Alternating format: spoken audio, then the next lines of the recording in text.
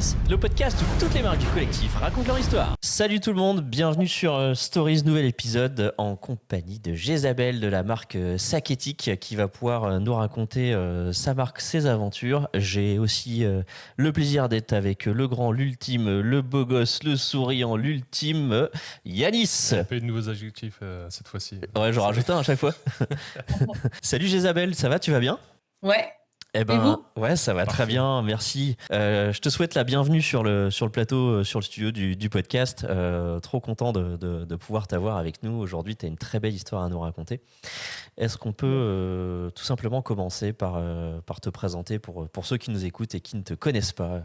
La parole est à toi, Jézabel. Alors, moi, je m'appelle Jézabel. J'ai créé la marque Saketic il y a maintenant 1 an et demi. C'est une reconversion professionnelle. Avant, je vendais des maisons en construction, donc je faisais des plans et je recevais des clients. Et en 2020, après le Covid, j'avais envie de changer de vie parce que je pense que j'avais fait le tour de mon ancien métier. Et donc, j'ai décidé de monter ma boîte après un long temps de réflexion. Et j'ai créé Saketic, qui est une marque de sacs avec des matières végétales. Donc, je fais sacs et accessoires et bijoux en matière végétale. C'est parfait. Alors, pourquoi avoir choisi de lancer une marque cuir végétal ? Comment t'as orienté ton choix ? Ça s'est passé comment ? Alors, en fait, au début, je voulais me différencier des autres. Parce que j'ai appris la couture, mais vraiment par hasard. Je voulais faire quelques petits trucs et j'ai commandé une machine à coudre alors que j'avais jamais cousu de ma vie.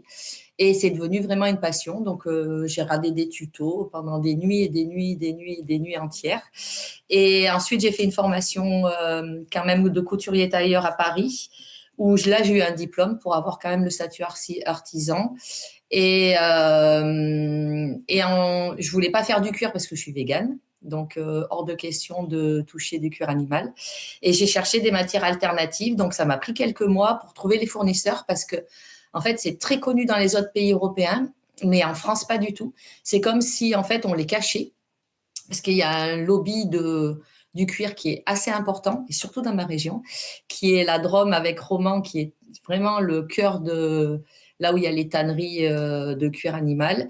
Et lorsque j'ai trouvé les fournisseurs, j'ai demandé des échantillons et voilà, j'ai commencé comme ça en découvrant les matières au fur et à mesure. Donc, il y en existe plein, mais moi, j'en ai sélectionné que 4 pour l'instant. Je te pose une question brûlante parce que moi, j'aime bien ce genre de sujet un peu clivant, un peu polémique.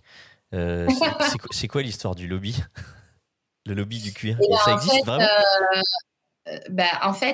tout est fait pour ramener toujours au cuir, en fait.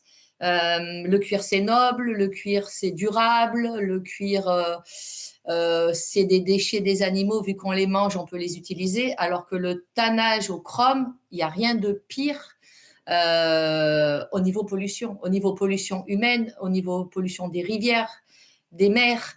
Et ça, les gens sont pas trop au courant, en fait. Ils veulent un sac pas trop cher en cuir parce qu'ils pensent que c'est plus solide.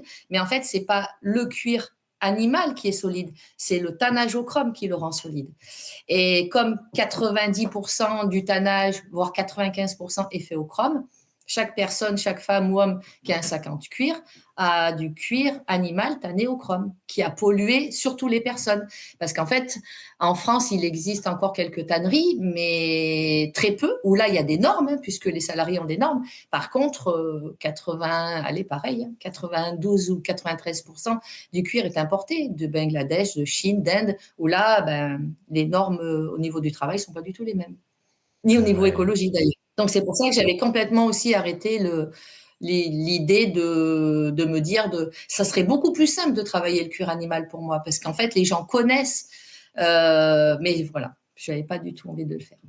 Et donc, ils essayent de garder ça avec les marques de luxe, voilà. C'est bien. C'est bien d'avoir résisté, bravo. Ah oui, après, moi, c'est une conviction, hein, donc même on m'offrirait plusieurs millions d'euros, je ne travaillerais pas le cuir animal, donc voilà. Et ce lobby, il te laisse tranquille avec ton cuir végétal ? Eh ben, pas trop. Ils aiment pas trop ? En fait, ils vont s'y mettre, hein, de toute façon, ils ont compris que ça va tourner dans pas bien longtemps. C'est obligatoire de toute façon. Au fur et à mesure, les gens s'informent. Avec Internet, ça va un peu plus vite. Alors, en France, on est un peu plus récalcitrant, mais toujours un peu plus de temps.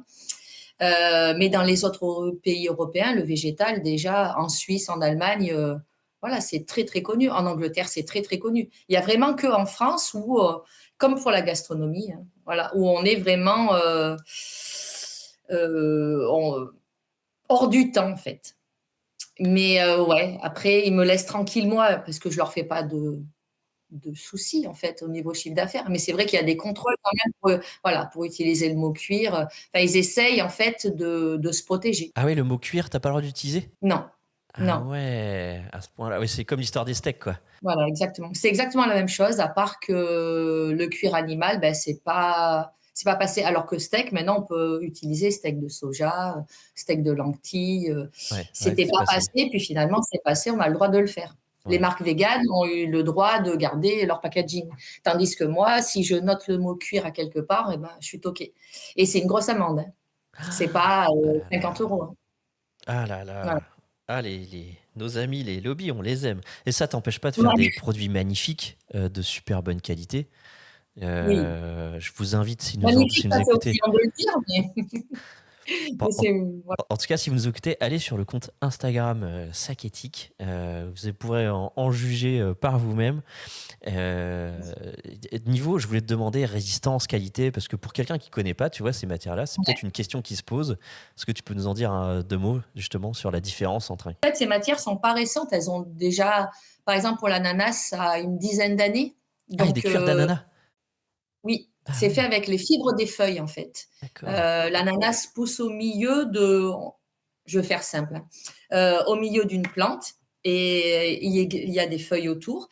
Et avant, ces feuilles-là étaient soit brûlées, soit il est laissé au sol, mais en fait, ça fait pas d'engrais parce que comme c'est très fibreux, ça pourrit. Et là, c'est récupéré pour en faire le matériau qui est, à mon sens, pour l'instant, le plus connu, puisque il y a quand même pas mal de collections, même dans le luxe, qui ont été faites, parce que l'ananas peut être utilisé en maroquinerie, mais peut être utilisé aussi pour les habits et pour les chaussures. Il y a beaucoup de chaussures qui sont faites en ananas. Caterpillar a fait des chaussures, des collections. Enfin, il y a beaucoup, Hugo Boss aussi.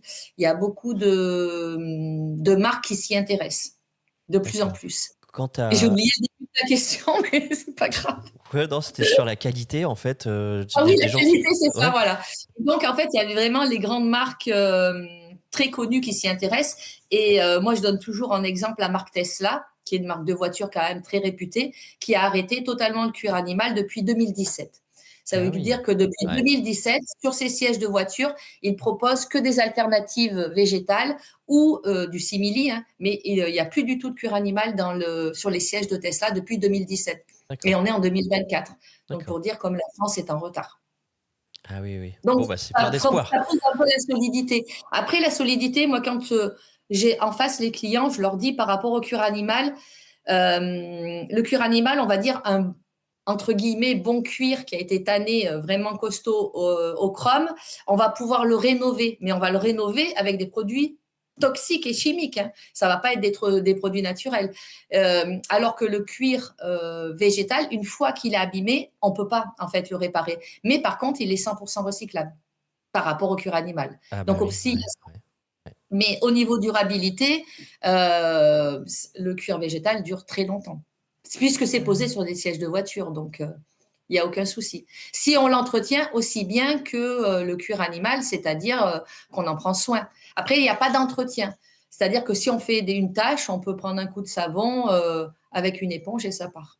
Je vois plein de clientes à qui j'ai vendu, il y a mes premières clientes, elles en sont ravies. Ah là là. C'est quand tes premières clientes? Tu peux nous en parler? Après, c'était mes copines.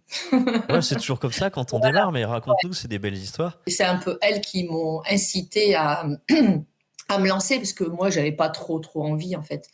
Je sortais d'un boulot où je gagnais très très bien ma vie. J'avais envie d'être tranquille et prendre le temps de décider ce que je voulais faire. Et c'est vrai qu'elles m'ont poussée par rapport à quand je crée, elles disaient ouais, t'as du talent. Enfin voilà. Donc après, je me suis un peu laissée influencer. Donc on l'a créé. Mais c'est vrai qu'elles ont été là en fait.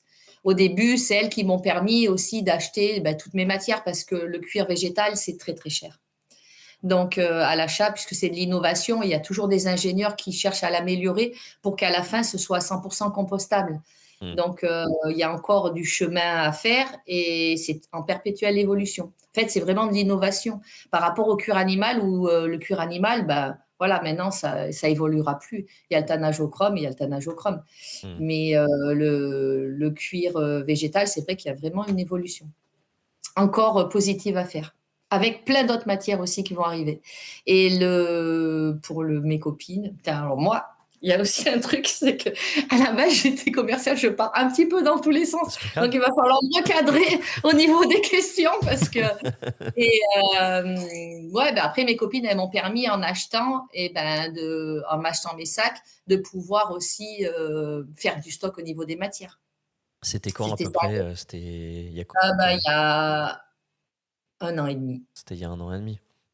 Ouais, 1 an et demi, ouais.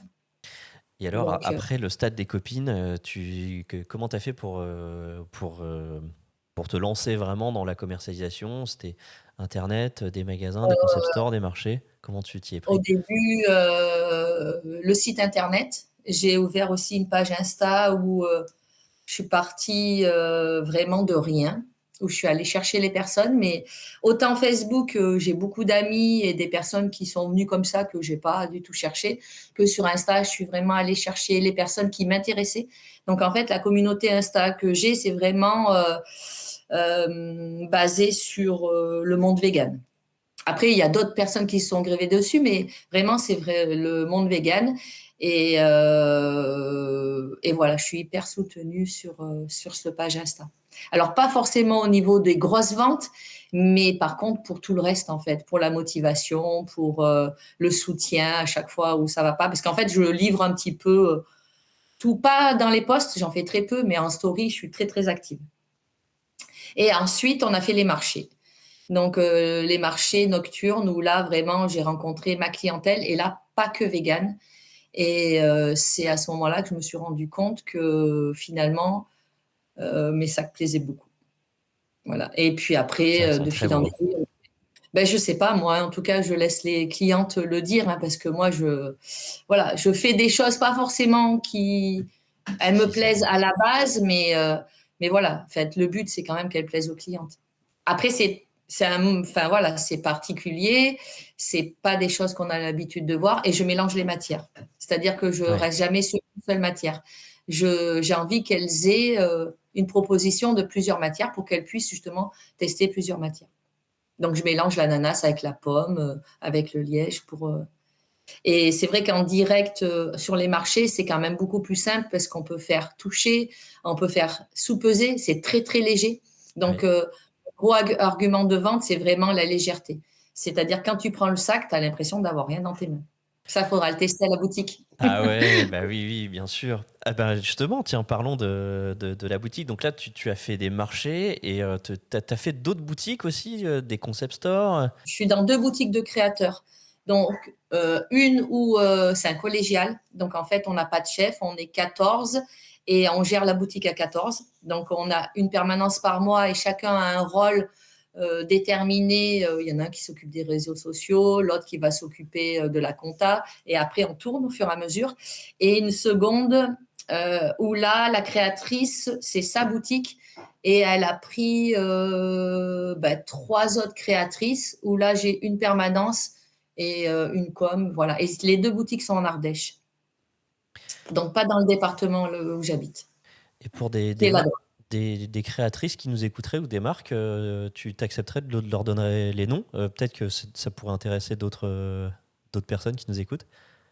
Les noms du collégial et de la boutique de la créatrice. Ah, la boutique, ça s'appelle Etc. à Privas. Donc, c'est dans le 07. Et la deuxième boutique, c'est Caméléon, la caverne de Caméléon. Et c'est à Beauchastel dans le 07 aussi.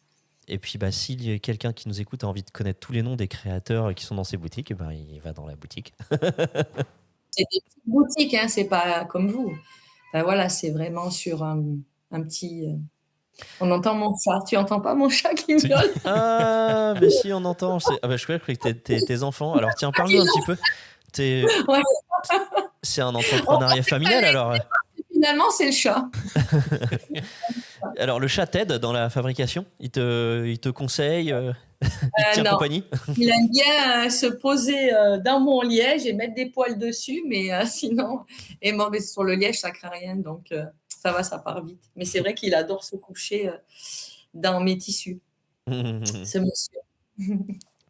Est-ce que tu as déjà été démarché par des grandes enseignes ou est-ce que toi, tu as déjà discuté avec des grandes enseignes Non, éventuellement, non? non. En fait, le problème de l'artisanat quand on produit seul, c'est qu'on a le temps de rien faire. Le temps de produire prend vraiment, voilà, 80% de mon temps. Donc après, vendre, s'occuper du site internet, enfin voilà. Donc en fait, c'est un projet de démarcher, mais voilà, il faut se dégager du temps pour le faire et ce que je ne fais pas pour l'instant. Mais j'ai Samuel qui est arrivé, qui lui. Et du coup, qu'est-ce qui t'a plu dans ce format de boutique Place des Patronnes? Tu peux nous en dire un peu comme si on connaissait pas en fait. On va imaginer qu'on Ouais. connaît pas. D'être au milieu, déjà d'être sur la place de Lille. Donc ça, c'est vraiment un énorme avantage parce que ça va drainer beaucoup de passages. Enfin, j'espère, mais pour vous, mais pour moi aussi, mais je pense que ça va drainer beaucoup de passages. Et puis l'idée d'avoir que des entreprises françaises qui fabriquent en France. Et voilà. Puis après, la démarche. Je pense qu'avec Samuel, ça a percuté tout de suite. Après, moi, je suis une ancienne commerciale, donc je suis très en réserve quand je reçois des appels. C'est bien, il faut. Oui, oui. Non, non, mais franchement, j'ai pas mal eu de démarches en fait. Quand j'ai dit non, mais en fait si. Et j'ai à chaque fois dit non parce que je pars du principe que les personnes qui démarchent les créateurs comme ça, quand c'est une petite structure, c'est pas bon signe. Alors que vous, c'est vraiment une grande structure, il va y avoir beaucoup de monde, donc c'était plutôt bon signe. Et puis voilà, ça me plaisait le principe. Et puis le Nord, je connais pas. Donc ça me permet de connaître. Parce que moi, tout ce qui est en dessus de Lyon, c'est le Nord. Donc, on montera là-haut, voir un peu comment c'est. Et puis, je pense que c'est vous aussi, ça y fait d'avoir des personnes accessibles, qui expliquent bien les choses, qui ont l'air passionnées aussi, qui ont envie que ça fonctionne. Pas que des businessmen. Écoute, si les gens de Place des Patronnes nous entendent, on leur dira, hein. Je pense qu'ils seront touchés d'entendre ça, hein. Bah écoute, ravi d'entendre tout ça. Et donc t'es régulièrement démarché. Qu'est-ce qui te fait peur quand t'es démarché, justement, tu disais les petites structures, quand on démarche des petites structures, ça fait un peu peur. Est-ce que tu peux nous dire un peu plus pourquoi tu dis non? C'est quoi les raisons de refus des autres démarcheurs, par exemple? Souvent l'emplacement. Ouais. En fait. L'emplacement, la com qui demande aussi. Dès que La com, qu'est-ce que tu appelles la com? La com, c'est ce qu'ils vont prendre sur mes ventes. Ouais. Voilà. Et souvent, ça dépasse les 20%. Et là, moi, je peux pas, en fait. C'est impossible. Ou alors, il faut vraiment que j'augmente mes prix. Après, j'y ai pensé aussi, c'est que mes prix sont très, très bas par rapport à la concurrence. C'est moi qui l'ai voulu au début pour que, justement, les sacs soient accessibles à tout le monde, s'ils en ont vraiment envie. Mais ça, c'est aussi quelque chose qu'on va réfléchir pour voir s'il ne faut pas que je les augmente un petit peu quand même, pour pouvoir en vivre un peu plus, pour pouvoir en vivre tout court en fait. Je pense qu'on a eu un problème au niveau des prix, mais on va rectifier après, petit à petit. Est-ce que notre ami Yanis, qui est ici présent, aurait une question mystère pour nous pendant que je prépare une petite surprise? Ouais. Moi, déjà, au début, tu as parlé de la couture, comment elle est venue, que c'était un peu par hasard. Mais il s'est passé quoi? Qu'est-ce qui a amené le hasard? Tu as vu une vidéo? Tu as vu quelque chose? On t'en a parlé? Non, en fait, à la base, je voulais faire des lingettes démaquillantes. Et j'ai regardé les prix et je me suis dit, oh là là, mais ça a l'air quand même facile à faire. Et je me suis dit, bah, tiens, je vais me prendre une machine à coudre. Donc, j'ai cherché sur Internet un modèle qui soit simple, qui est d'ailleurs là derrière, c'est mon petit modèle. Là. C'est le Petit premier. modèle. Ouais, c'est le tout premier que j'ai eu. Et donc, je l'ai reçu. Après, elle est restée une semaine sur la table de la salle à manger. Je n'osais pas l'ouvrir. Je me suis dit, mais t'es complètement folle. Tu vas apprendre un truc. Enfin, ça me paraissait insurmontable. Enfiler les Ouais. fils, tout ça et tout. Et puis, au moment où je me suis décidée de l'ouvrir, une semaine après, ben, c'est devenu une passion. Je sais pas pourquoi, c'est dingue. Et mes copines, elles ont halluciné parce qu'en fait, à la base, moi, je suis pas du tout manuelle et puis je suis un peu, enfin, voilà, j'ai le stéréotype un peu de la commerciale avec les talons, enfin voilà. Et elles ont halluciné de me voir faire ça. Et c'est devenu une passion, mais savoir pourquoi, j'en sais rien. Incroyable. Mais après, C'est je comme ça. comprends. Je comprends. J'ai eu la même chose. À un moment, je travaillais en vente. Et en Ouais, fait, j'ai eu envie de changer. Et je suis devenu tailleur de pierre du jour au lendemain. Donc, je suis parti sur Bordeaux et je me suis formé un peu pareil. Et c'est devenu ouais, une passion aussi. Et je l'ai été pendant 2 ans. Et ensuite, j'ai découvert une autre passion, la vidéo. Et du coup, je l'ai ouais, repoussé. Et c'est comme ça que ça s'est enchaîné. Je comprends l'aspect, ça te tombe dessus. Et ouais, c'est ça. tu t'adores en fait et tu continues. Et j'avais une Ouais. autre question aussi, point de vue de tes inspirations. Tu es basé sur quelque chose en particulier. Tu parlais du mélange des textures. Euh, Euh, Pardon, je t'ai non, coupé. non, je t'en prie. En fait, moi, je voulais des sacs un petit peu ou même totalement intemporels, c'est-à-dire avec des formes assez classiques où les personnes vont pouvoir les avoir longtemps sans se retrouver soit démodées, soit complètement excentriques. Donc, je garde des formes très basiques et j'ai 4 modèles. J'ai un modèle de cabas parce qu'un cabas, ben, en fait, on en a toujours besoin, été comme hiver. Et ensuite, j'ai une déclinaison de 3 sacs un petit peu plus enfin voilà, qui ont des formes différentes, mais qui restent quand même sur une base très intemporelle avec un rabat. Je mets pas de fermeture éclair non plus parce qu'en fait, je trouve ça pas pratique. Alors c'est vrai que vraiment, je fais des sacs qui me plaisent à moi, et comme je travaille aussi avec des grandes villes. J'estime que les fermoirs un petit peu compliqués pour les pickpockets, c'est pas mal. Hmm. Donc voilà, et puis je mélange les matières en fait. Vrai, je sais pas comment je décide. Je les mets un petit peu sur ma table, je regarde qu'est-ce qui va bien ensemble. Et ça a l'air de plaire aux clientes, hein, parce qu'elles me disent tout le temps, oh là là, vous êtes trop forte. Je sais pas. Ils sont vraiment Et beaux. ben, Vraiment, je vraiment sais pas, beaux. moi, en Bah, fait. je te le dis. Ouais, ouais. Et en fait, pour l'instant, c'est que des modèles uniques. Donc, à chaque fois, c'est un sac différent. Il n'y aura jamais 2 fois les mêmes. Mais je suis en train de réfléchir pour faire des mini-séries, c'est-à-dire voilà, une dizaine de sacs justement pour la boutique identiques, parce que sinon, on ne va jamais s'en sortir. Sur d'autres boutiques, ça va être assez simple, mais sur la vôtre, si je commence à mettre 10 références différentes avec des codes barres et tout, ça va être compliqué. Donc, je vais faire des mini-séries de 6 ou 7 ou 10, j'en sais rien encore. Je vais y réfléchir. C'est bien, en tout cas, j'ai l'impression que c'est une belle opportunité Ouais, pour un développement. J'ai une petite ouais, j'ai surprise pour l'impression toi. aussi. Ouais. Je te propose un petit jeu. J'ai un orchestre qui est avec nous, qui depuis tout à l'heure t'écoute, et ils ont Ouais. composé une petite musique en nous écoutant. Je te propose qu'on les passe un peu en revue. Moi, la mission que je leur donne à cet orchestre-là, c'est de nous composer une chanson qu'on pourra mettre dans la playlist de la boutique. Comme ça, les clients, quand ils viendront en boutique, ils entendront que des chansons qui ont été faites pour des marques. Ça te va? Ouais, vas-y. Alors, je te préviens, des fois, ils nous font des trucs extraordinaires, et, Et parfois, et des fois, ils nous font des trucs très rigolos aussi. On aurait pu te demander, c'est quoi ton style musical? T'es plus électro, jazz? Moi, je suis très rap. Ah ouais, mais attends, c'est marrant ça. On a eu des versions rap qui étaient très drôles. Ouais. ouais, enfin, l'IA et le rap, c'est compliqué. Je Surtout si tu as fait les tests. Voilà. Ouais, je sais. Moi Ah aussi, oui. Mais j'aime c'est aussi. Ah, mais nous, avec cette IA, ben, on a passé de ces délires, mais c'est ouf. On lui mettait 2, 3 phrases sur des collègues, là, il nous sortait des. Enfin, nous sortait. J'ai testé une afro-trap. Hop. Ah, la petite trompette. Ça m'améliore. Ça m'a fait vraiment plaisir, ça m'améliore. Avant je vendais des maisons, envie de changer de vie. Je me suis lancée, sac éthique dans la nuit. Une arc cuir végétal, la couture est ma passion. Compagnon de minuit fatal, pour moi c'est la vraie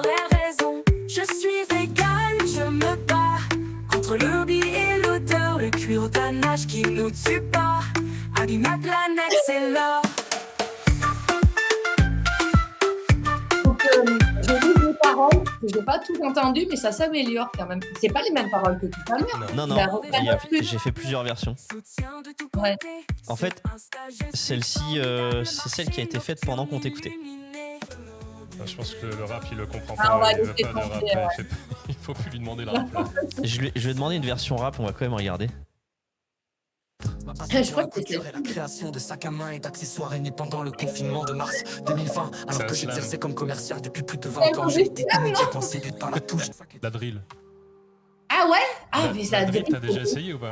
Non, non. La quoi? Moi, j'aime bien la drill. La deuxième, peut-être? Encore un mec? Attends, feu mal, il y a bien un seul Attends, M. laisse-le.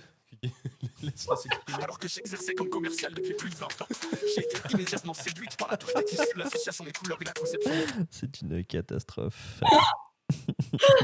Je pense que ça peut valoir le coup qu'on se repenche un peu sur la question de ta chanson et qu'on te renvoie quelques versions après par la suite. Ou toi, si tu veux d'ailleurs, si tu veux t'amuser à essayer d'en faire une, n'hésite pas, tu nous la proposes. Bon voilà, en tout cas, Jézabel, merci beaucoup pour toutes ces belles histoires. On était sur le podcast Story. J'espère que vous avez passé un bon moment à écouter ces petites histoires et que ça vous a donné envie de venir découvrir la marque en cuir vegan. Surtout, ne répétez pas ce que je viens de dire parce que sinon les lobbies vont tomber dessus. Mais moi, je peux le dire. Voilà, toi, tu peux pas le dire, Jézabel. Moi, je peux le dire. Donc, en maroquinerie vegan, c'est un produit d'avenir de haute qualité et j'adore l'esthétique des sacs de Saketic. Donc, venez dans la boutique voir, tester et surtout les sous-peser parce qu'il paraît que c'est hyper léger. Salut à tous, au prochain épisode. Allez, ciao! Et voilà, c'est fini. Merci. Expéditif. C'est envoyé.